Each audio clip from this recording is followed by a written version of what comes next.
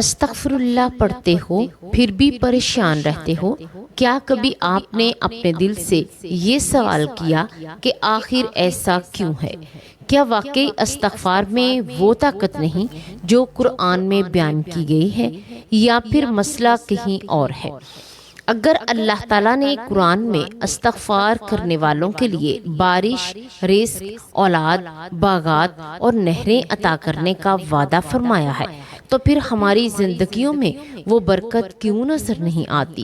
کہیں ایسا تو نہیں کہ ہم استغفار تو کرتے ہیں مگر انجانے میں ایسی غلطیاں بھی کرتے رہتے ہیں جو اس کے اثرات کو کم کر دیتی ہے؟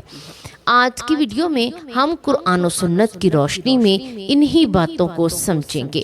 اس ویڈیو کو آخر تک ضرور دیکھیے، کیونکہ ممکن ہے کہ آج آپ کو اپنی زندگی بدلنے والی ایک ایسی حقیقت معلوم ہو جائے جس پر پہلے کبھی غور نہ کیا ہو۔ بسم اللہ الرحمن الرحیم۔ السلام علیکم ورحمۃ اللہ وبرکاتہ۔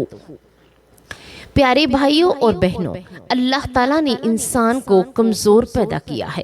انسان سے غلطیاں بھی ہوتی ہیں، گناہ بھی سرزد ہوتے ہیں، کبھی زبان سے، کبھی نگاہ سے، کبھی دل کے ارادوں سے اور کبھی عمل سے۔ لیکن اللہ تعالیٰ کی رحمت اتنی وسیع ہے کہ اس نے اپنے بندوں کے لیے توبہ اور استغفار کا دروازہ کھلا رکھا ہے۔ جو بندہ سچے دل سے اپنے رب کی طرف پلٹتا ہے، اللہ تعالیٰ اس کی توبہ قبول فرماتا ہے۔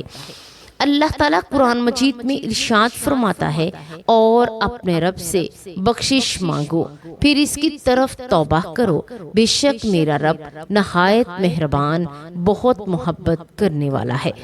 سورۃ ہود آیت نمبر 90۔ اسی طرح حضرت نوح علیہ السلام نے اپنی قوم سے فرمایا، میں نے کہا اپنے رب سے بخشش مانگو، بے شک وہ بہت بخشنے والا، اور وہ تم پر خوب بارش برسائے گا، تمہیں مال اور اولاد سے نوازے گا، تمہارے لیے باغ پیدا کر دے گا اور تمہارے لیے نہریں جاری کر دے گا۔ سورۃ نوح آیت 10 تا 12۔ ذرا غور کیجئے، اللہ تعالیٰ نے استغفار کے ساتھ صرف گناہوں کی معافی ہی نہیں بلکہ دنیا کی بہت سی برکتوں کا ذکر بھی فرمایا ہے۔ لیکن اس کا مطلب یہ ہرگز نہیں کہ صرف زبان سے چند مرتبہ استغفر اللہ کہہ دینے سے ہر مشکل فوراً ختم ہو جائے گی۔ قرآن و حدیث ہمیں یہ سکھاتے ہیں کہ استغفار کے ساتھ سچی توبہ، گناہوں سے رک جانا، اللہ تعالیٰ سے پر بھروسہ اور نیک اعمال بھی ضروری ہے۔ رسول اللہ صلی اللہ علیہ وآلہ وسلم جن کے اگلے پچھلے تمام گناہ معاف کر دیے گئے تھے، اس کے باوجود روزانہ کثرت سے استغفار فرمایا کرتے تھے۔ صحیح بخاری میں حضرت ابو ہریرہ رضی اللہ تعالی عنہ سے روایت ہے کہ نبی کریم صلی اللہ علیہ وآلہ وسلم نے فرمایا، اللہ کی قسم میں ایک دن میں 70 سے زیادہ مرتبہ اللہ سے استغفار کرتا ہوں اور اس کی طرف توبہ کرتا ہوں۔ صحیح بخاری۔ ایک دوسری صحیح روایت میں 100 مرتبہ استغفار کا بھی ذکر ملتا ہے۔ اس سے معلوم ہوتا ہے کہ استغفار صرف گناہ گاروں کے لیے ہی نہیں بلکہ اللہ کے مقرب بندوں کی بھی مستقل عبادت ہے۔ لیکن اب ایک اہم سوال یہ پیدا ہوتا ہے کہ اگر ہم بھی روزانہ استغفار کرتے ہیں تو پھر دل کو سکون کیوں نہیں ملتا، پریشانیاں کیوں ختم نہیں ہوتی؟ اس کا جواب یہ ہے کہ بعض اوقات ہم استغفار کے ساتھ ایسی غلطیاں کر رہے ہوتے ہیں جن کی وجہ سے اس کی روح باقی نہیں رہتی۔ پہلی غلطی یہ کہ زبان سے استغفار کرنا لیکن دل سے گناہ چھوڑنے کا ارادہ نہ ہونا۔ اگر کوئی شخص بار بار ایک ہی گناہ کرتا ہے، اس پر نادم بھی نہ ہو اور صرف رسم کے طور پر استغفر اللہ کہتا رہے تو یہ کامل توبہ نہیں۔ سچی توبہ کی علامت یہ ہے کہ بندہ اپنے گناہ پر شرمندہ ہو، اللہ سے معافی مانگے اور آئندہ اس گناہ سے بچنے کی پوری کوشش کرے۔ رسول اللہ صلی اللہ علیہ وآلہ وسلم نے فرمایا، ندامت ہی توبہ ہے۔ سنن ابن ماجہ حسن۔ یعنی جب تک دل میں اپنے گناہ پر حقیقی افسوس پیدا نہ ہو استغفار کا اثر بھی مکمل طور پر ظاہر نہیں ہوتا۔ کبھی ہم نماز میں کوتاہی کرتے ہیں، والدین کے ساتھ ناراض رہتے ہیں یا والدین کو ناراض رکھتے ہیں، لوگوں کے حقوق مارتے ہیں، جھوٹ بولتے ہیں، غیبت کرتے ہیں، حرام کمائی سے نہیں بچتے، پھر صرف چند مرتبہ استغفار پڑھ کر یہ امید رکھتے ہیں کہ ہماری ہر مشکل فوراً ختم ہو جائے گی۔ اسلام ہمیں یہ تعلیم نہیں دیتا۔ اسلام ہمیں اپنی زندگی بدلنے کی دعوت دیتا ہے۔ اسی لیے علماء فرماتے ہیں کہ استغفار صرف زبان کا عمل نہیں بلکہ دل، زبان اور اعمال تینوں کا نام ہے۔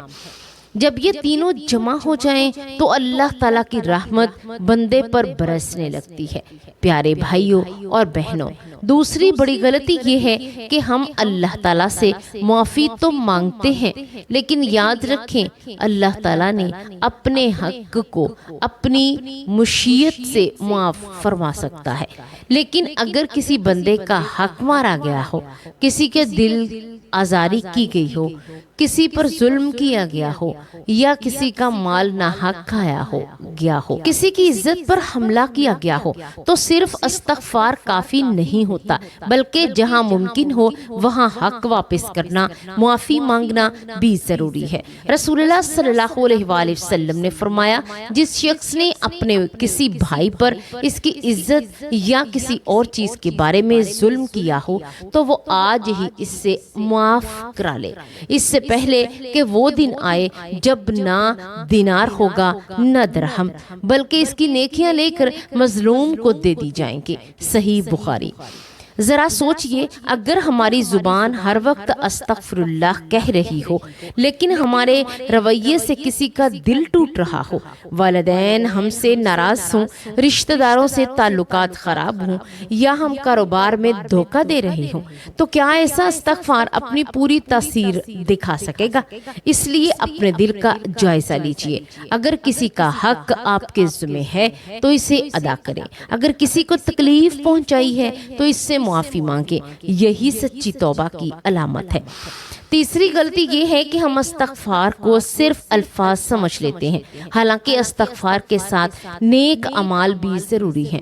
قرآن مجید میں اللہ تعالیٰ نے بار بار ایمان اور عمل صالحہ کو ساتھ ساتھ بیان فرمایا ہے۔ اس کا مطلب یہ ہے کہ بندہ صرف زبان سے دعا نہ کرے بلکہ اپنے کردار کو بھی بہتر بنائے۔ اگر کوئی شخص 5 وقت کی نماز کی پابندی نہیں کرتا، قرآن سے تعلق نہیں رکھتا، حلال و حرام کی پرواہ نہیں کرتا اور پھر صرف یہ امید رکھتا ہے چند مرتبہ استغفر اللہ پڑھنے سے زندگی کی ہر مشکل ختم ہو جائے گی، تو یہ قرآن و سنت کی مکمل تعلیم نہیں ہے۔ رسول اللہ صلی اللہ علیہ وآلہ وسلم نے فرمایا، جہاں کہیں بھی ہو اللہ سے ڈرتے رہو، برائی کے بعد نیکی کرو اور وہ اسے مٹا دے گی، اور لوگوں کے ساتھ اچھے اخلاق سے پیش آؤ۔ جامعہ ترمذی۔ دیکھیں، نبی کریم صلی اللہ علیہ وآلہ وسلم نے صرف استغفار ہی نہیں بلکہ نیکی کرنے کی بھی تعلیم دی، کیونکہ نیک اعمال دل کو پاک کر دیتے ہیں اور وہ اللہ کی رحمت کو متوجہ کرتے ہیں۔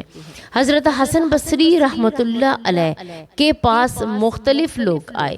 ایک نے بارش نہ ہونے کی شکایت کی، دوسرے نے غربت کی اور تیسرے نے اولاد نہ ہونے کی، چوتھے نے زمین کی بے برکتی کی۔ آپ نے سب کو ایک ہی نصیحت فرمائی کہ کثرت سے استغفار کرو۔ پھر سورہ نوح کی یہی آیات تلاوت فرمائیں جن میں استغفر اللہ کی برکتیں بیان ہوئی ہیں۔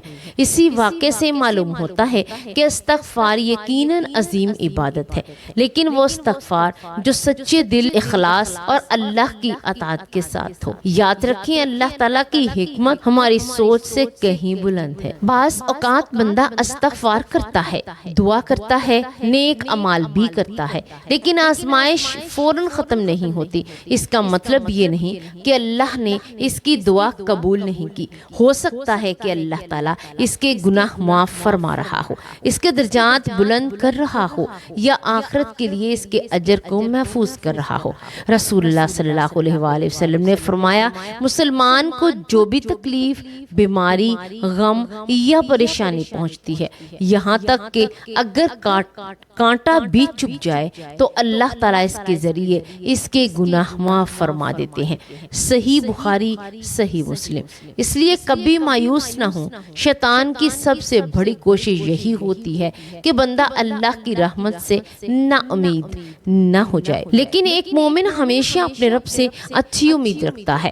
آج ہی اپنے دل سے عہد کیجئے، استغفار زبان سے نہیں بلکہ دل کی گہرائی سے کریں، نمازوں کی پابندی کریں، حرام سے بچیں، والدین کا احترام کریں، کسی کا حق نہ ماریں، جھوٹ، غیبت اور دھوکے سے بچیں، ہر حال میں اللہ تعالیٰ کی طرف رجوع کرتے رہیں گے۔ انشاءاللہ اللہ تعالیٰ اپنی رحمت کے دروازے کھول دے گا، چاہے اس کا طریقہ ہماری توقع سے مختلف ہی کیوں نہ ہو۔ آخر میں اللہ تعالیٰ سے دعا ہے کہ اللہ تعالیٰ ہمارے تمام چھوٹے بڑے، ظاہر و باطن، جانے انجانے گناہوں کو معاف فرما، ہمیں سچی توبہ کرنے والا بنا، کثرت سے استغفار کرنے والا، نمازوں کی پابندی کرنے والا، اپنے حقوق کے ساتھ بندوں کے حقوق ادا کرنے والا بنا دے۔ ہمارے دلوں کی پریشانیاں دور فرما، ہمیں رزق میں برکت عطا فرما، ہماری اولاد، ہمارے والدین اور ہمارے تمام اہل خانہ پر اپنی رحمت نازل فرما، اور ہمیں دنیا اور آخرت کی کامیابیاں عطا فرما، آمین یا رب العالمین۔ اگر آپ نے یہاں تک ویڈیو دیکھی ہے تو کمنٹ میں صرف استغفر اللہ لکھیں، تاکہ یہ آپ کے لیے بھی توبہ کی یاد دہانی بن جائے اور اس ویڈیو کو دوسروں تک بھی پہنچائیں۔ ممکن ہے کہ آپ کے ذریعے کسی ایک انسان کی زندگی اللہ تعالیٰ بہتر بنا دے۔ السلام علیکم ورحمۃ اللہ وبرکاتہ۔